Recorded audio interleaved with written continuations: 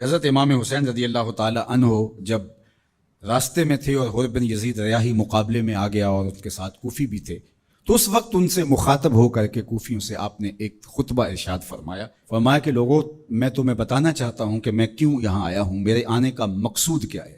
سلطنت کے حصول کے لیے حضرت امام حسین نہیں آئے۔ اقبال نے کہا مدعاش سلطنت بودے اگر، خود نہ کر دے بات چنی ساما سفر۔ اگر ان کا مقصود سلطنت اور تخت و تاج ہوتا تو وہ اتنے تھوڑے افراد کے ساتھ اور بچوں کے ساتھ یہاں نہ آتے۔ ان کا مقصود یہ نہیں تھا۔ ان کا مقصود کیا تھا اور وہ کیوں آئے تھے؟ ذرا ان کے کلمات سنیے، اس سے آپ کو فلسفہ شہادت حسین بھی سمجھ میں آئے گا اور امام حسین رضی اللہ تعالی عنہ کے قیام کا مقصد بھی سامنے آئے گا۔ ہم تو یزید کے اس لیے خلاف ہیں کہ اس نے امام حسین رضی اللہ تعالی عنہ کو شہید کیا ہے، وہ قاتل اہل بیت ہے، لیکن جب امام حسین رضی اللہ تعالیٰ عنہ یزید کے مقابلے میں کھڑے ہوئے تھے اس وقت تو وہ قاتل اہل بیت نہیں تھا۔ یہ جرم تو اس کے نامہ سیاہ میں بعد میں آیا۔ جب وہ کھڑے ہوئے تھے تو ان کے نزدیک تو یہ بات نہیں تھی جو ہمارے نزدیک ہے۔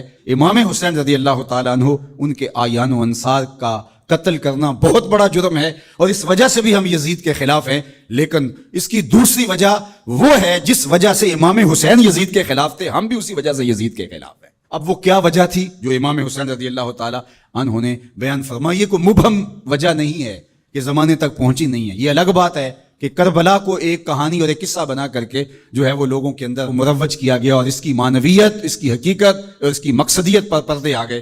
سنو امام حسین رضی اللہ تعالی عنہ نے کیا فرمایا، الا وَإِنَّ هَؤُلَاءِ قَدْ لَازِمُوا طَاعَةَ الشَّيْطَانِ، میں اس لیے کھڑا ہوا ہوں، اس لیے میدان عمل میں موجود ہوں، بچوں، بوڑھوں اور جوانوں کے ساتھ، دودھ پیتے شیر خواروں کے ساتھ میں اس لیے میدان عمل میں آیا ہوں کہ یزید اور پوری یزیدیت قد لازموا طاعت الشیطان، انہوں نے شیطان کی اطاعت کو قبول کر لیا ہے، وترکوا طاعت الرحمن، اور رحمان کی اطاعت کو ترک کر دیا ہے۔ اب جب رحمان کی اطاعت کو ترک کر دیا جائے اور شیطان کی اطاعت کو لازم کر لیا جائے تو حسین پھر بھی نہ کھڑا ہو تو پھر نبی کے لعاب کا اور فاطمہ کے دودھ کا اثر نظر کب آئے گا؟ اللہ اکبر۔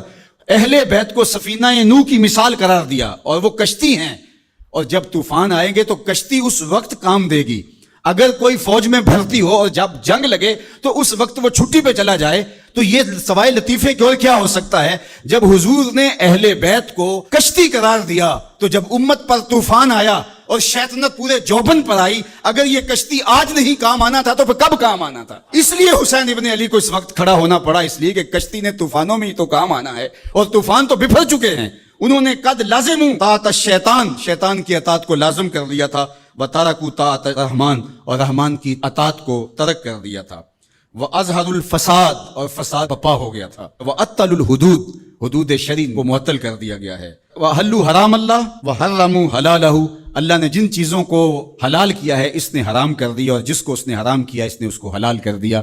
اب یہ ہیں یزید کے کرتوت، یہ ہے اس کا عمل۔ تو حضرت امام حسین نے فرمایا مجھے بتاؤ، جب میرے رسول کی شریعت پامال ہو رہی ہو، حلال کو حرام کر دیا جائے، حرام کو حلال کر دیا جائے، حدوں کو معطل کر دیا جائے اور فساد بپا ہو جائے، شیطان کی اطاعت کھلے بندوں کی جائے، رحمان کی اطاعت ترک کر دی جائے، تو جس کے پاس کشتی ہے اس طوفان میں، کیا وہ اب بھی میدان عمل میں نہیں آئے گا؟ تو کہا حسین ابن علی اس لیے آیا ہے کہ اس وقت حسین ابن علی کا ہی آنا بنتا تھا، اس لیے کہ پیغمبر کی گود میں حسین ابن علی ہی تو کھیلا تھا، اس لیے آج حسین ابن علی میدان عمل میں موجود ہے۔ اللہ اکبر۔ یہ تھا مقصد حضرت امام حسین رضی اللہ تعالیٰ عنہ کا۔ نہ تخت و تاج کی چاہت تھی، نہ کوئی بغاوت تھی اور نہ جلد بازی کا نتیجہ تھا، بلکہ بہر حق درخواہ کو خون غلطی داست۔